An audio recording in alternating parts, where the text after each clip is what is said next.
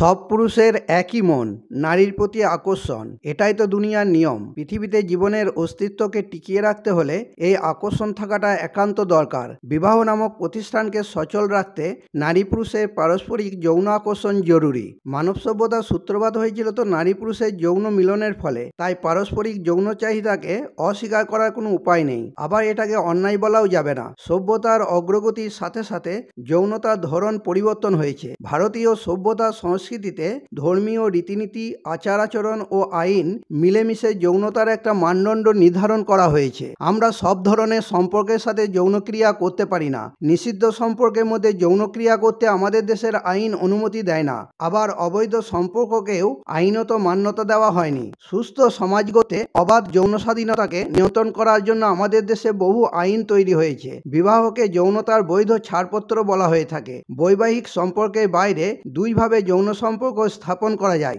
এক, সম্মতি নিয়ে। দুই, বিনা সম্মতিতে। যখন উভয় পক্ষের সম্মতিতে যৌন সম্পর্ক স্থাপন করা হয় তখন সেটাকে আর ধর্ষণ বলা যায় না। লিভ ইন রিলেশনশিপ হলো সেই রকমই একটি সম্পর্ক। জোর করে বা বল প্রয়োগ দ্বারা, প্রতারণা বা ছলনার দ্বারা, অসহায়তা বা দুর্বলতার সুযোগ লইয়া, লোভের বশবর্তী হয়ে, ভয় দেখিয়ে কিছু পদার্থের প্রয়োগের মাধ্যমে সম্মতি আদায় করা বা সম্মতি দিতে বাধ্য করানো।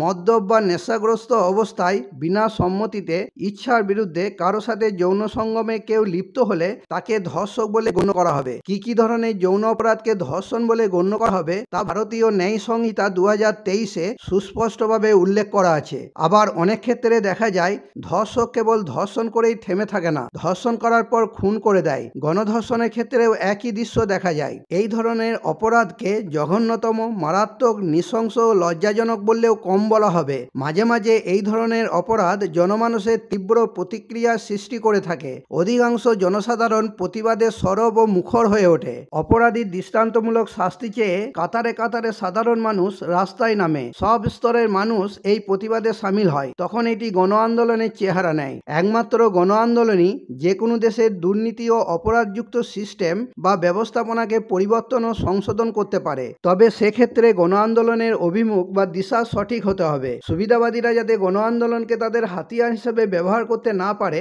সেটা লক্ষ্য রাখতে হবে। এই সমস্ত বিষয় নিয়ে বিস্তারিতভাবে জানতে হলে ভিডিওটি প্রথম থেকে শেষ অবধি অবশ্যই দেখতে থাকুন। Welcome back to my YouTube channel legal help and advice Bangla.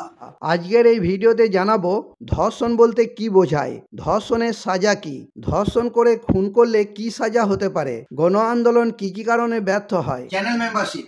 আজই এই চ্যানেলের সাথে সরাসরি যুক্ত হন। দেরি না করে চ্যানেলের মেম্বারশিপ গ্রহণ করুন।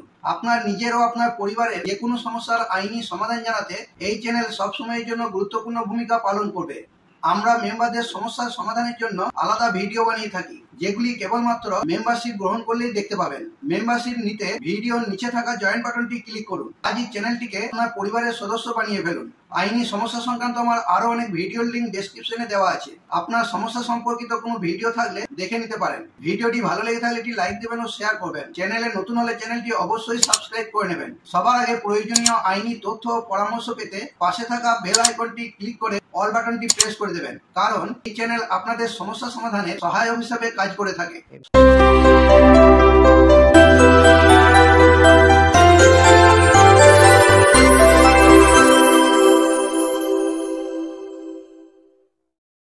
ধর্ষণ বলতে কি বোঝায়? ভারতীয় ন্যায় সংহিতা 2023-এর 63 নম্বর ধারায় বলা আছে যে কোনো পুরুষ ব্যক্তি ধর্ষণ করেছে বলে অভিহিত হবে যদি ওই ব্যক্তি তার পুরুষাঙ্গ কোনো নারীর যোনি, মুখগহ্বর, মূত্রনালী বা পায়ুর মধ্যে যতটুকু হোক প্রবেশ করায়, অথবা তার সাথে বা অন্য কোনো ব্যক্তির সাথে ওইরূপ করতে মহিলাকে বাধ্য করায়, অথবা পুরুষাঙ্গ নয় এরূপ কোনো বস্তু বা শরীরের কোনো অংশ কোনো নারীর যোনি, মূত্রনালী বা পায়ুর মধ্যে যতটুকু হোক প্রবেশ করায়, অথবা তার সাথে বা অন্য কোনো ব্যক্তির সাথে ওইরূপ করতে মহিলাকে বাধ্য করায়, অথবা কোনো নারীর শরীরে কোনো অংশ এরূপভাবে কাজে লাগায় যাতে ওই নারীর যোনি, মূত্রনালী, পায়ু বা শরীরের কোনো অংশের মধ্যে পুরুষাঙ্গ প্রবেশের কারণ ঘটে, অথবা তার সাথে বা অন্য কোনো ব্যক্তির সাথে ওইরূপ করতে মহিলাকে বাধ্য করায়, অথবা তার মুখগহ্বর কোনো নারীর যোনি, পায়ু, মূত্রনালীতে প্রয়োগ করে, অথবা তার সাথে বা অন্য কোনো ব্যক্তির সাথে ওইরূপ করতে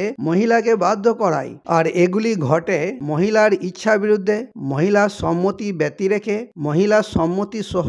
যখন ওই সম্মতি মহিলাকে বা কোনো ব্যক্তিকে যার সাথে মহিলাটির স্বার্থ জড়িয়ে আছে তাকে মৃত্যু বা আঘাতে ভয় দেখিয়ে লওয়া হয়েছে। মহিলার সম্মতি সহ যখন ওই পুরুষ ব্যক্তি জানে যে সে মহিলাটির স্বামী নয় ও মহিলাটির সম্মতি এই কারণে প্রদত্ত হয়েছে যে মহিলাটি বিশ্বাস করে যে সে সেই পুরুষ ব্যক্তি যার সাথে মহিলাটি বিধিসম্মতভাবে বিবাহিত অথবা নিজেকে বিধিসম্মতভাবে বিবাহিতা বলে বিশ্বাস করে।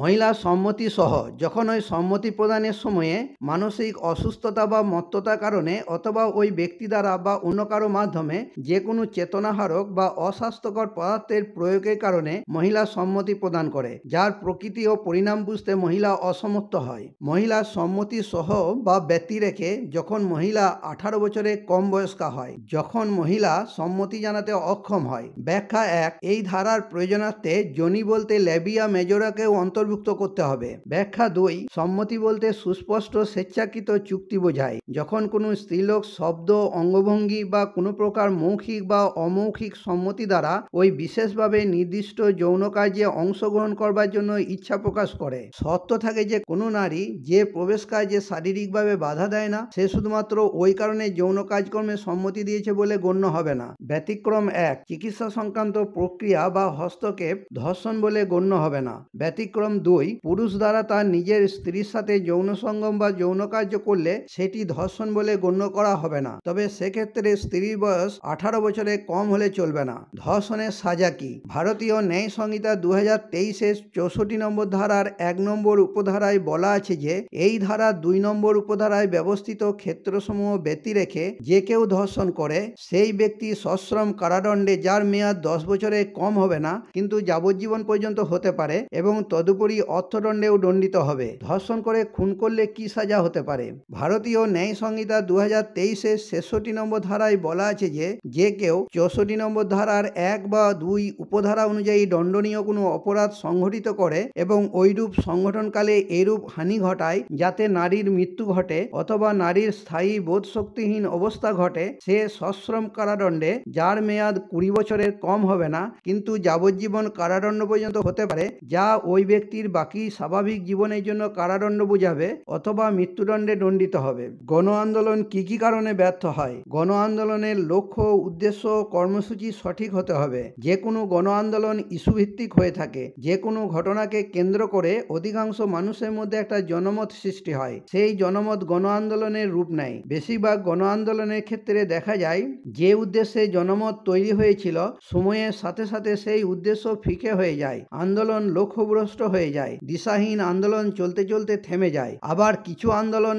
ধ্বংসাত্মক চেহারা নেয়, যার ফলে আসল উদ্দেশ্য বিফলে যায়। সাধারণ মানুষ ও বিশিষ্ট মানুষজনেরা ওই ধরনের আন্দোলন থেকে নিজেদের সরিয়ে নেয়। তাই যে কোনো আন্দোলনের অভিমুখ ও কর্মসূচি সঠিক হলে তা নির্দিষ্ট লক্ষ্যে পৌঁছাতে পারে। সিস্টেম বা ব্যবস্থাপনায় বদল। অপরাধীকে সাজা দেওয়ার সাথে সাথে অপরাধমুক্ত সমাজ গড়তে বা অপরাধমুক্ত সরকারি ব্যবস্থাপনা পেতে হলে সিস্টেম বা ব্যবস্থাপনায় বদল আনতে হবে। সরকারি দপ্তর, স্কুল, কলেজ, হাসপাতাল, থানা, যেখানেই যে কোনো অপরাধ সংঘটিত হোক না কেন, সবার আগে নিরপেক্ষ তদন্ত করে অপরাধীকে খুঁজে বের করে তাকে সাজা দেওয়ার ব্যবস্থা করতে হবে, যা তদন্তকারী অফিসারদের দায়িত্বের মধ্যে পড়ে। তারপরে সরকারি ব্যবস্থাপনায় কিভাবে অপরাধ সংঘটিত হলো এবং এর জন্য যারা দায়ী তাদের খুঁজে বের করতে হবে। অপরাধী দুইভাবে অপরাধ করে থাকে। এক হলো সরকারি সিস্টেমকে কাজে লাগিয়ে অপরাধ করে, আর 2, অপরাধ করার জন্য নিজের মতো সিস্টেম তৈরি করে। তাই হয় সিস্টেমকে মেরামত করতে হবে, নয় সিস্টেমকে বদল করতে হবে। এই সবকটি বিষয় যদি আন্দোলনের অভিমুখ হয় তাহলে সরকার তার সিস্টেমে বদল আনতে বাধ্য হবে। সিস্টেম বদল করা মানে সরকার বদল নয়। সরকারকে তার অপরাধযুক্ত সিস্টেমকে বদল করে স্বচ্ছ সিস্টেম প্রতিষ্ঠা করতে বাধ্য করা। একজন অপরাধীকে কেবল শাস্তি দিয়ে দিলেই অপরাধ মুক্ত সরকারি সিস্টেম তৈরি করা যায় না, বরং সরকারি সিস্টেম থেকে অপরাধকে দূর করতে পারলে আইনের শাসন প্রতিষ্ঠা করা সম্ভব। এই মূল দাবিগুলির প্রতি আন্দোলনের জোর থাকে না। তারা যাকে অপরাধী বলে মনে করে বা ধারণা করে বা সোশ্যাল মিডিয়া যার নামে ধারণা তৈরি করে তাকে গ্রেপ্তার করলে বা সাজা দিলে আন্দোলন ঝিমিয়ে পড়ে। নিরপেক্ষ আন্দোলন। আন্দোলন রাজনৈতিক প্রভাবমুক্ত, প্রভাবশালীদের প্রভাবমুক্ত, ধর্মনিরপেক্ষ হতে হবে। আন্দোলনের নির্দিষ্ট মূল দাবি পূরণে খোলা মনে সকল স্তরের মানুষ যোগদান করলে সেই আন্দোলন জোরালো হয়ে থাকে। শাসককে অনেক সংযত আচরণ করতে হয়, কারণ শাসক তার দায় এড়াতে পারে না। বিরোধীরা তাদের রাজনৈতিক শক্তিবৃদ্ধির উদ্দেশ্যে ও শাসককে অস্বস্তিতে ফেলার উদ্দেশ্যে আন্দোলনের অভিমুখ পরিবর্তন করার চেষ্টা করে। কিছু বিশিষ্ট লোকজনেরা মাঝে মাঝে আন্দোলনে সামিল হয়ে থাকে। তারা না আন্দোলন গঠনে সহায়তা করে, না আন্দোলনে সবসময় থাকে। এদের ভূমিকা বোঝা মুশকিল। এরা বিপদ বুঝে কেটেও পড়ে। কিছু লোকজনকে মিডিয়ার সামনে আবেগপূর্ণ প্রতিবাদ করতে দেখা যায়, অঝরে কাঁদতেও দেখা যায়। মনে হয় যেন অপরাধটা তাদের সঙ্গেই হয়েছে, কিন্তু আবার পরক্ষণেই তাদেরকে শপিং মলে কিংবা কোনো বিজ্ঞাপনের শুটিংয়ে দেখা যায়। আবার যাদের বিরুদ্ধে আন্দোলন, তাদেরই কিছু লোকজন আন্দোলনে সামিল হয়ে যায়। তারা উদ্যোগী হয়ে আন্দোলনের দিশা পরিবর্তন করার চেষ্টা করে, আন্দোলন ভণ্ডুল করার চেষ্টা করে। আন্দোলনের মাঝে এদের চেনা বড় মুশকিল। মানসিকতার বদল। মানুষই অপরাধ করে, আবার মানুষই তার বিচার করে। তাহলে মানুষই পারে অপরাধমুক্ত সমাজ গড়তে। অপরাধিক চিন্তাভাবনাগুলোকে মন থেকে মুছে ফেলতে হবে, মন মানসিকতার পরিবর্তন আনতে হবে। এটা এত সহজে সম্ভব নয়। ধনসম্পদের অসম বন্টন, প্রভাবশালী ও ক্ষমতাশালী ব্যক্তি হওয়ার আকর্ষণ ও আর্থিক লোভী মানুষজন যতদিন সমাজে থাকবে, ততদিন অপরাধ উত্তরোত্তর বেড়েই চলবে। অপরাধ কমাতে সর্বস্তরে কাউন্সেলিং দরকার, কিন্তু দায়িত্ব কে নেবে? এই সামাজিক অবক্ষয়ের দায় কার? সাধারণ মানুষের, নাকি সরকারের, নাকি আমাদের সবার? অপরাধ আগেও ছিল, এখনো আছে, আর ভবিষ্যতেও থাকবে। আন্দোলন আগেও ছিল, এখনো আছে, ভবিষ্যতেও থাকবে। আজ এই পর্যন্তই। এই সংক্রান্ত কোনো সমস্যা থাকলে কমেন্টে জানাবেন, ভিডিওটি লাইক করবেন ও চ্যানেলটি অবশ্যই সাবস্ক্রাইব করে নেবেন। Legal help and advice Bangla channel সর্বদা আপনাদের পাশে আছে।